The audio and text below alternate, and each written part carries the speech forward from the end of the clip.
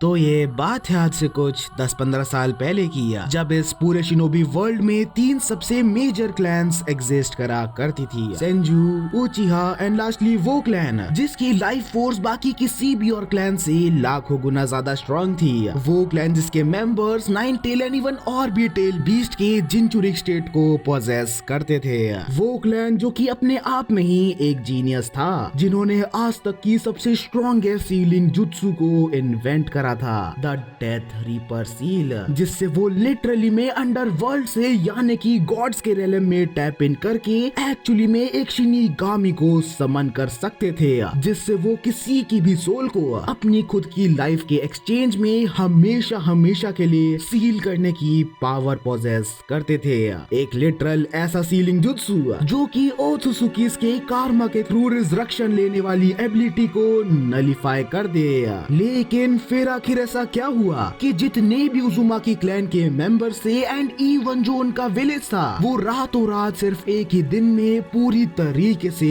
राख में बदल गया। ऑफिशियली ऐसा कहा जाता है कि Uzumaki clan was wiped out in a war. लेकिन क्या तुम सही में इस बात में बिलीव करते हो कि वो क्लैन जो कि one of the strongest clan हुआ करता था अपने टाइम का, वो बस ऐसे ही कंप्लीटली अपनी एग्जिस्टेंस से ही मिट गया, जहाँ पर इतनी बड़ी क्लैन में से सिर्फ और सिर्फ वही लोग बच पाए जो कि कभी विलेज में थे ही नहीं। उनके अलावा every other freaking person died. क्या तुम सही में इस बात को मानते हो? What's up guys, welcome back to India anime. और क्या हाल है तुम लोगों का? बोरुटो के चैप्टर 79 में एक बहुत ही बिग रेविलेशन होता है, जहाँ पर एंडिंग के कुछ पेजेस में मोमोशिकी बोरुटो को बता रहा होता है कि कैसे जो इंसानों की कॉन्शियसनेस है वो उनके ही चाक्रा सिग्नेचर के साथ अटैच होती है। दस एक लिटरल गॉड के लिए ये बिल्कुल भी इम्पॉसिबल नहीं है ह्यूमन काइंड की कॉन्शियसनेस को चेंज कर पाना। क्या तुमने सही में इस बारे में कभी सोचा नहीं कि नोट ह्यूमन काइंड की मेमोरीज को ऑलरेडी कितनी बार ऑल्टर करा गया है बाय ओत्सुसुकी, जो कि गॉडहुड में ट्रांसेंड कर चुके हैं। नारुतो की official guide books and even कई सारी नॉवेल्स में भी हमें ये रिवील करा गया है कि उजुमाकी क्लैन का ऐसे कंप्लीटली वाइप आउट होने का कारण ये था कि बाकी पूरा शिनोबी वर्ल्ड उनके ऐसे खतरनाक सीलिंग जुत्सुस एंड उनके एडवांसमेंट से बहुत ही ज्यादा डरता था। Well to some extent this is completely true, लेकिन क्या हो अगर मैं तुम्हें ये बताऊं कि it was not the shinobi world या फिर बाकी क्लैन्स जो कि उजुमाकी क्लैन की बढ़ती पावर से डर रहे थे, बल्कि it was the Otsutsuki clan. कहने का मतलब ये है कि Uzumaki clan was way ahead of their time. Reason being कि बोरुटो के चैप्टर नंबर 35 में हमें कारमा एंड ब्याकुगो सील के बीच में एक काफी ही स्ट्रेंज लिंक बताया जाता है। नॉट ओनली ब्याकुगो सील का शेप एंड पैटर्न एकदम कारमा से मिलता जुलता ही है, बट ऑल्सो जो कॉन्सेप्ट है इन दोनों ही सील्स की वर्किंग के पीछे, वो भी काफी हद तक सिमिलर हैं। जब ब्याकुगो सील को अवेकन करा जाता है, उसके यूजर की strength, speed and even chakra capacity भी कई लाखों गुना फोल्ड से बढ़ जाती है, जस्ट लाइक अ टिपिकल कारमा यूजर। नॉट ओनली दैट, जब ब्याकुगो सील की मार्किंग उसके यूजर के बॉडी पे स्प्रेड होती है, टेल मी कि क्या ये तुम्हें एकदम कारमा पैटर्न्स की तरह नहीं दिखती? फर्दर मोर नोट करूं, मीत्सुकी भी वहाँ पर ये बोल पड़ता है कि हाँ, मेरे पेरेंट ने भी मुझे बताया था that there is a quite lengthy history surrounding the Byakugo no seal. इस सील को लेके अभी भी कई सारी मिस्ट्रीज मौजूद हैं जिनके बारे में हमें कुछ भी नहीं पता है, एज इफ कि इस सील से रिलेटेड जितनी भी इंफॉर्मेशन हमें पता थी वो कंप्लीटली मिटा दी गई हो। लेकिन गाइस, मुझे पता है कि तुम लोगों को आज से पहले जरूर ऐसा लगता होगा कि इस सील का इन्वेंशन साकुरा या फिर उसकी मास्टर 106 ने करा था, but guess what guys, you are completely wrong. इस सील का एक्चुअल ओरिजिनेशन हुआ था at the most strongest sealing jutsu clan, none other than Uzumaki clan. जहाँ पर अगर तुम नारुतो की हिस्ट्री के पन्नों को पलटो, then you will find out कि इस सील की सबसे ओल्डेस्ट यूजर तो एक्चुअली में मीटो उजुमाकी थी, जिसको भी ये jutsu from her ancestor pass down किया गया था। ओत्सुसुकीज एक ऐसे गॉडली बीइंग हैं जिनके सामने निंजुत्सु, गेंजुत्सु एंड इफ अगर तुम्हारा ताइजुत्सु 6 पाथ एनहांस नारुतो के लेवल का नहीं है तो हाँ, ताइजुत्सु भी उनके खिलाफ कुछ घंटा काम नहीं आने वाला। और तो और इफ अगर तुमने बाई चांस उन्हें कैसे न कैसे करके मार भी दिया, उन्हें सिर्फ तुम्हारी बॉडी पे एक कारमा मार्क लगाना है तुम्हारी ही बॉडी के थ्रू फिर से रिजरेक्शन लेने के लिए। ओत्सुसुकीज एक्चुअली में एक लिटरल इमॉर्टल गॉड हैं जिन्हें जान से मारने का कोई भी तरीका नहीं होता इफ अगर सीलिंग जुत्सुस कभी इन्वेंट ही नहीं करे जाते। सीलिंग जुत्सु एक ऐसी मिस्टीरियस टेक्निक है जिससे तुम लिटरली में ऑब्जेक्ट्स को, लिविंग बीइंग्स को, यहाँ तक कि चाक्रा को भी कंप्लीटली सील ऑफ कर सकते हो। Remember guys, ceiling jutsu was the technique जिससे कागुया को सील करा गया था। उराशिकी जब मून पर जाता है वो टोनेरी को मारने के बजाय उसे सील करना ज्यादा प्रेफर करता है। मोमोशिकी और सासुके नारुतो की जब फाइट चल रही होती है, मोमोशिकी के पास मोस्टली उनके हर एक चाक्रा बेस्ड अटैक का कोई ना कोई जवाब मौजूद था, लेकिन उसके पास भी सासुके के चिबाकु टेंसे का कोई काउंटर मौजूद नहीं था जिससे वो अपने कारमा से या अपने ओत्सुसुकी एक्सपीरियंस से बच पाए। उराशिकी भी जब टाइम ट्रैवल करके पास्ट वाली नारुतो की बॉडी में से कुरामा का चाक्रा निकालने का ट्राई करता है, नारुतो की जिंचुरिक सील इतनी ज्यादा स्ट्रॉन्ग होती है कि एक ओत्सुसुकी का लिटरल गॉड लाइक हथियार भी इतनी आसानी से फेल हो जाता है। उजुमाकी clan was the one who developed a seal जिससे वो लिटरली में 10 टेल्स के पार्ट ऑफ चाक्रा को अपनी बॉडी के अंदर सील कर सकते थे फर्दर अपनी स्ट्रेंथ को बढ़ाने के लिए। मोर ओवर, क्या हो अगर मैं तुम्हें ये कहूँ कि उजुमाकी क्लैन ने कई सालों पहले ही ओत्सुसुकीज की एक लौती कमजोरी का पता लगा लिया था। दे वर द वन जिन्होंने द डेथ रीपर सील यानी कि the strongest seal in this world को इन्वेंट करा था, जैसे वो एक शिनिगामी को समन करके किसी की भी सोल को अंडर वर्ल्ड में सील ऑफ कर सकते थे।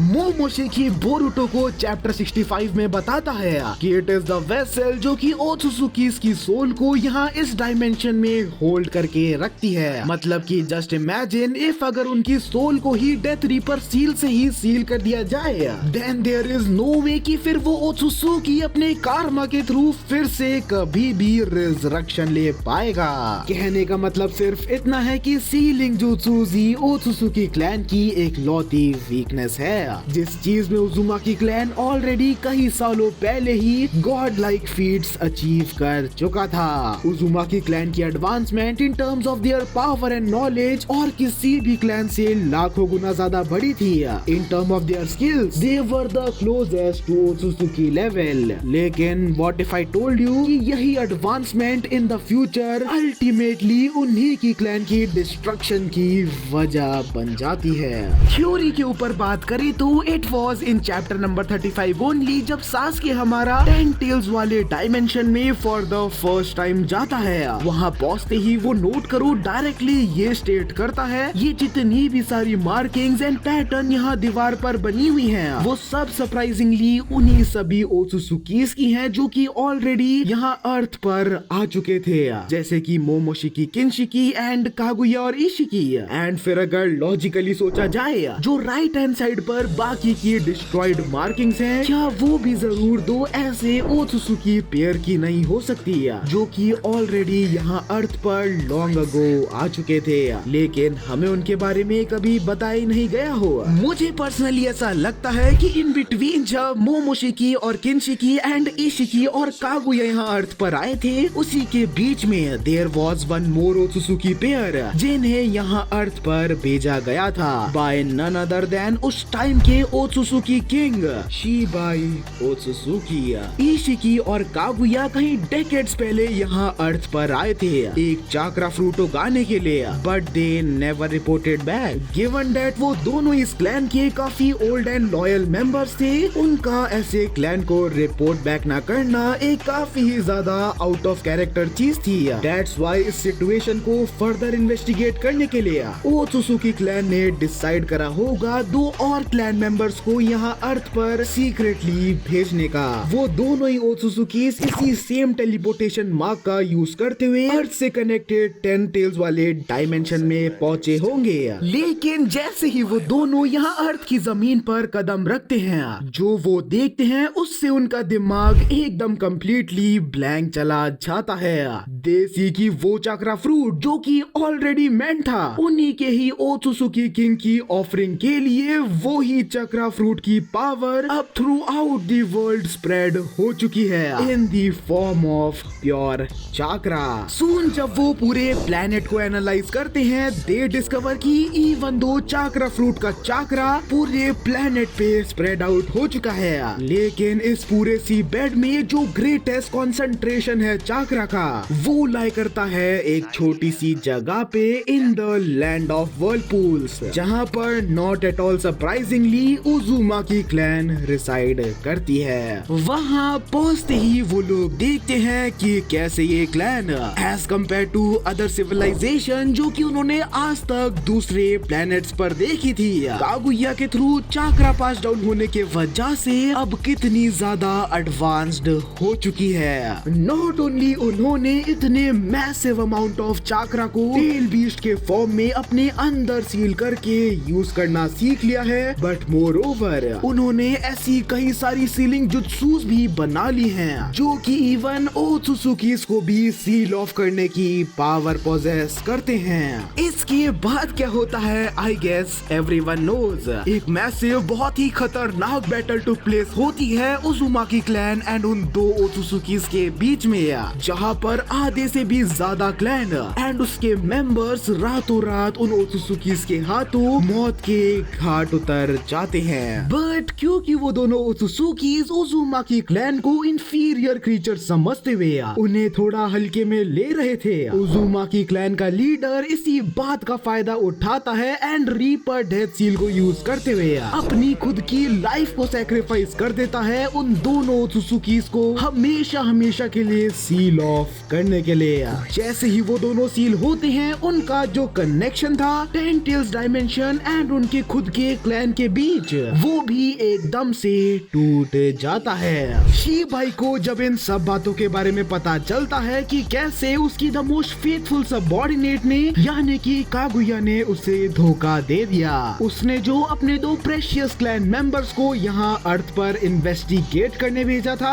उन्हें भी कागुया के ही किसी डिसेंडेंट ने मार दिया। ये सब सुनते ही शी भाई रेजेस इन एंगर। शी भाई उसी टाइम पर गुस्से के मारे एक्सीडेंटली अपने ब्याकुगान के थ्रू एक विजन देख पड़ता है कि कैसे इन द फ्यूचर इफ अगर ये क्लैन ऐसे ही एडवांस करती रहेगी, इफ अगर ये क्लैन की सीलिंग जुत्सूस ऐसी ही एडवांस होती जाएंगी, देयर इज अ चांस कि जब उनके क्लैन के फ्यूचर मेंबर्स भी यहाँ अर्थ पर चक्रा फ्रूट को ग्रो करने आएंगे, they will be completely killed. लेकिन उन्हीं सभी विजन्स के बीच में उसे एक और स्ट्रेंज सा विजन भी दिखाई पड़ता है। वो देखता है कि कैसे एक येलो हेयर्ड बॉय अपने हाथों में कटाना लिए हुए अपने आंखों में गॉड्स का डोजुत्सु जो गान अवेकन करते हुए उसकी गर्दन को काटने जा रहा है। जैसे ही उसकी गर्दन कटती है, वो डर के मारे snaps out of the vision. She भाई उसी टाइम पर अपने मन में ठान लेता है उस पूरी की पूरी क्लैन को अब भी के अभी उसकी एग्जिस्टेंस से मिटाने का एंड उस गॉडली डोजुत्सु को अपने काबू में करने का, जिसे पाने के लिए वो कितने जन्मों से एक एक करके प्लैनेट्स को डिवोर कर रहा था। वो इस बार अपनी विल पर अपनी शिनजुत्सु पावर को एक्टिवेट करता है and guess what, he just roars in anger and even same dimension में ना होने के बावजूद भी पूरी की पूरी लैंड ऑफ व्हर्लपूल पर लाइटनिंग की कंटिन्यूअस बारिश होने लगती है, evaporating every remaining member of the Uzumaki clan. शी भाई जब उस पूरे डिस्ट्रक्शन के एंड में पहुंचता है and when he comes to the conclusion कि इनमें से तो किसी के पास भी वो गॉड डोजुत्सु नहीं है, बिकॉज एक जो गान विल्डर पर ये अटैक उसका बाल भी बाका नहीं कर पाएगा। उसी टाइम पर उसे ये रियलाइजेशन हिट करती है कि उसने जो विजन अभी कुछ ही टाइम पहले देखी थी वो अभी प्रेजेंट की नहीं बल्कि एक बहुत ही डिस्टेंट फ्यूचर की थी, जहां पर a boy named उजुमाकी Boruto will be born, जो कि इस गॉड डोजुत्सु को अवेकन करेगा, जिस बात की फोरशैडोइंग मोमोशिकी भी करता है जब वो ये कहता है कि कैसे बोरुटो ने कितना स्ट्रांगली ओत्सुसुकी की विल को इनहेरिट करा है। शीबाई उसी टाइम पर जोर से हंसते हुए ये कहने लगता है कि it will be troublesome if अगर मैं इस गॉड डोजुत्सु को ऐसे ही लूज कर दूंगा। I will let you live boy, लेकिन जब तुम इस डोजुत्सु को अवेकन करोगे, इवन दो मैं इस रेल्म में और एग्जिस्ट नहीं करूंगा, but in time I will take away everything from you. Shibai उसी टाइम पर अपनी ओमनीपोटेंस एबिलिटी को अवेकन करता है एंड उजुमाकी क्लैन के साथ जो कुछ भी वहाँ उस दिन हुआ उस रियलिटी को ही कंप्लीटली बदल देता है, ऐसा दिखाते हुए कि उनकी क्लैन का डिस्ट्रक्शन एक मियर वॉर में हुआ था। ऑल्सो वो उजुमाकी क्लैन के एडवांस हीलिंग जुत्सूस, उनके रिकॉर्ड्स एंड उनके सभी सीक्रेट टेक्निक्स को भी हमेशा हमेशा के लिए मिटा देता है, ताकि इन सब को नेक्स्ट जनरेशन को पास डाउन ना किया जा सके। Which is also the reason why कि आखिर क्यों किसी को भी in the present Byakugo seal, curse mark etcetera etcetera इन सब की ओरिजिनेशन एंड एक्चुअली ये कैसे ओत्सुसुकी से कनेक्टेड थे, इन सब बातों के बारे में कुछ पता ही नहीं है। Now that is it guys, actually में ये पूरी थ्योरी एक बहुत ही बड़ी स्टोरी जो कि मैं खुद लिख रहा हूँ उसकी पार्ट होने वाली थी, जहाँ पर मैं तुम्हें इसके आगे ये बताता कि कैसे मोमोशिकी और शीबाई आपस में रिलेटेड है। लेकिन मैं देख रहा हूँ कि इस टॉपिक पर ऑलरेडी बहुत सारी वीडियोस बन चुकी है, सो अगर तुम शीबाई वाली वीडियो पर मेरी थ्योरी सुनना पसंद करोगे, जल्दी से जल्दी इस वीडियो को लाइक कर दो एंड कमेंट्स में जाके लिख दो I want it. Till then अपना ध्यान रखो, मैं मिलता हूँ तुम्हें जल्दी ही। पीस।